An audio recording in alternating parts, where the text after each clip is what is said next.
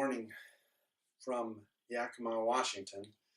Um, I was sitting here this morning and listening to the birds singing, and my heart wanted to know, what are they singing? And it just seems to me that they were singing the song of spring, and maybe they know something more than people in the weather forecasting business know, that spring is coming. I was thinking of Brother Lawrence back in the 1500s, how that he was walking during a time of winter and saw a tree with no leaves. And what occurred to him as he stood and meditated on the fact that once again life would come back into that tree, through that experience, that's how he encountered the reality of the Creator God, and found his saving experience through accepting Yeshua, Jesus, into his heart. And so all of these things this morning swirling around as we begin another new day, and recognizing that every new day is like a blank canvas, and throughout the day we will record our thoughts, experiences, and actions that will color that canvas and create the scene, if you will, of our day's experience. And I wonder sometime that what it would be like if in heaven there was a gallery that each of us had, and in that gallery hung the paintings reflecting our day, of our thoughts, our feelings, our moods, our words, and our actions. What would those paintings look like? Now, the good news is that some of those paintings over the years, I would not want to be hanging in my gallery. And I think that's where the good news comes in, to recognize that in His mercy and in His love, and an agreement with the desires of our hearts, some of those pictures have to come down. Thank God, thank God. And but I think that's what the good news is as well, is that what we find remaining in the gallery are those beautiful paintings where we were kind, and where we were generous, where we were tender, and where we were encouraging, and where we reached out to others, and as servants of one another, and loving one another, and being kind to one another. It just seems how beautiful it would be to see in that gallery those paintings, of which the Father would be delighted in sharing with anyone and everyone, the gallery of beauty that is a reflection of each one of our lives before Him. As much now as maybe at any other time in my life, I'm so keenly aware of being connected to the heart of the Father, to being connected to the heart of Yeshua. What is He thinking? What is He feeling? What are His thoughts? What are His plans? What are His purposes? What is He about? When He walked this earth, He said that He only did what He saw the Father doing. His business was to do the Father's business. And I recognize that in this hour and in this time, we are surrounded by a tsunami of distractions that vie for our attention and pull our hearts in many different directions, our thoughts in many different directions, and our actions in many different directions, just because there's so much surrounding us, so much the volume of sound, the volume of the voices that demand our attention, whether it be advertising, the news media, wherever it's coming from, social media. It seems as though there are great passions at work in our world around us today. And even in the midst of the fellowships that gather around the name that is above every name, um, I believe there has to be a honest inventory taken, reconsideration of what are we doing, and the big question is, why are we doing it?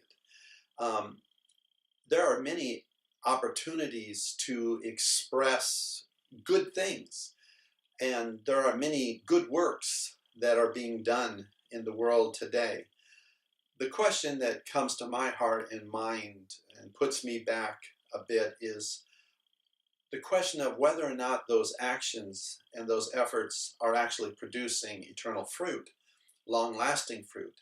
Are we reproducing fruit that bears fruit in those that are around us? And at the end of the day, if we simply walk away from a gathering and we clap each other on the back and say, it felt good. I felt good. Did you feel good? Yes, we felt good. Everyone felt good. It feels good. It felt wonderful. But the question is, just because there is a sense of feeling good, uh, are we actually in harmony with the heart of the Father and what his intentionality is today? And I guess that's one of the reasons why I sat down this morning to share with you my heart, is because of the keen awareness that is in my spirit to actually be in harmony, in concert with the heart of the Father. Although I could come up with a lot of amazing plans, I have a very vivid imagination and have no problem coming up with many ideas that seem really good to me.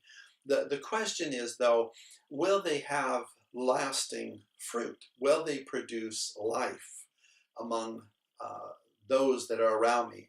And that means anyone and everyone, regardless of whether they are currently or now a disciple of Yeshua, or whether they are still meandering, unaware of the call of the Father to return to Him and the family to which they were born into, and currently are living outside the blessings of the family, just as one who would leave a home that is well established, where the bills are paid and there's food on the table and there's warmth and there's joy, to launch out into the world. I remember when I was 18 and I defiantly walked out the front door and said, I'm leaving. I'm an 18-year-old and I can do whatever I want. And I stepped out the front door, and all of a sudden this cold chill came over me as I found myself separating from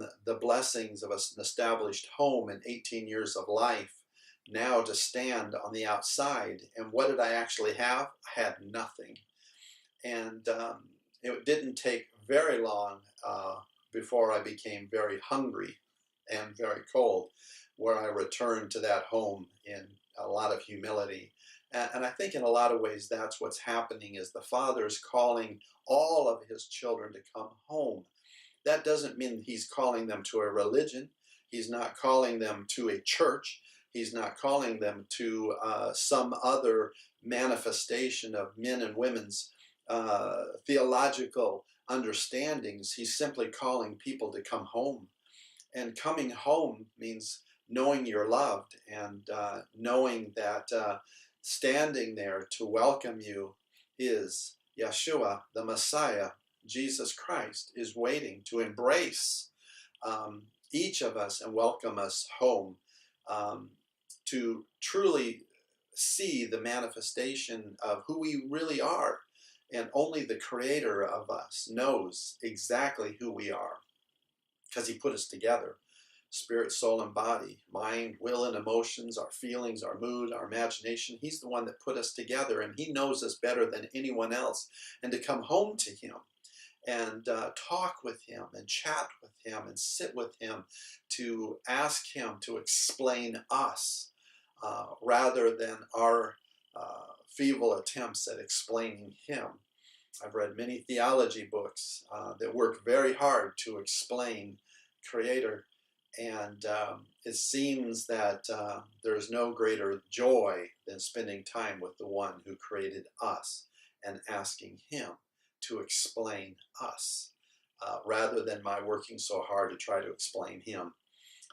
So there are a lot of distractions in this world around us right now, and I really believe one thing we need to be aware of is that in all of our endeavors, in our day to day, our meetings, our gatherings, our fellowships, our times of organized worship, I think there's a point now where we need to recognize that He has arisen, He has taken His um, he has begun to reign very much in the lives of this world in a very specific and distinct way.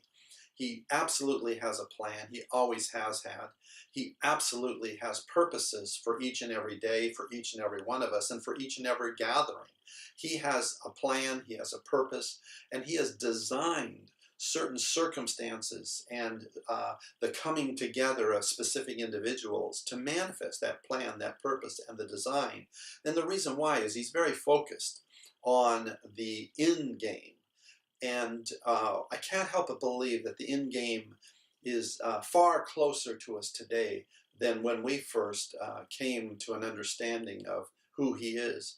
And the reality is that we will see him. We will see him with our very eyes. We will see him. We will step into his presence. We will step into the fullness of what he has always wanted to do from the very moment that he breathed life into Adam, the very moment when he brought Eve forth. There has always been in his heart a redemptive story, and that story will culminate in our gathering, literally gathering around him in his presence and being a part of the unfolding of that manifested joy and plan, purpose, design that he is very focused on completing. So the question I have to ask myself, and the challenge that I would bring to you, is are we in harmony with his heart this moment at this time? Do we know what he's thinking? Do we know what he's feeling? Do we know where he's going?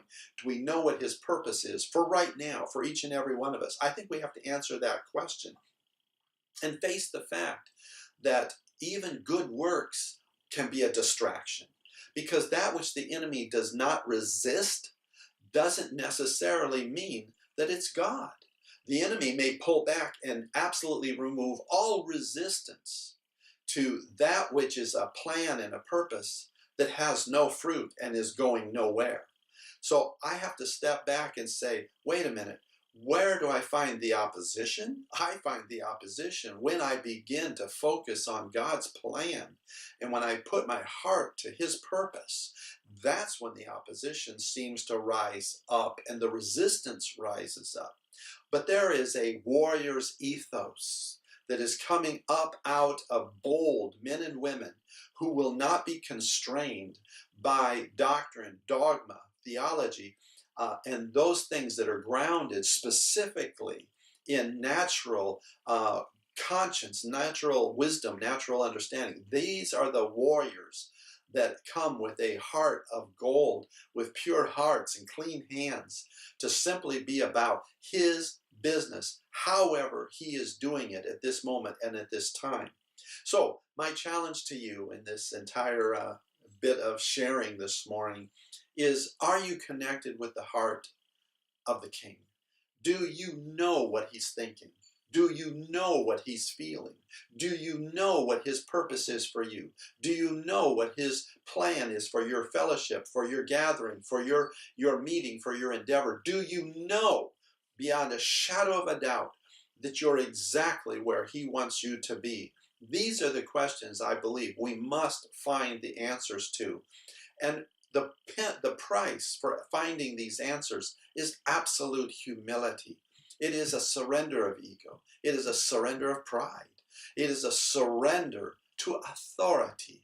And there are words like submission, submitting ourselves to him and to the authority of the Holy Spirit without constraint and without restraint. without waiting to determine our own plans and purposes and agendas, to see whether or not they match up with the heart of God, but to know what his heart is, and then walking out at the behest of the Holy Spirit exactly what he wants done right here and right now. And the question I bring to you this morning through this talk is, do you know him? Do you know what he has called you to do right here, right now? So what I would want to declare and decree over you is a removing of all confusion. I declare and decree that there is a removing of all that would prevent you from finding the heart of the Father for yourself.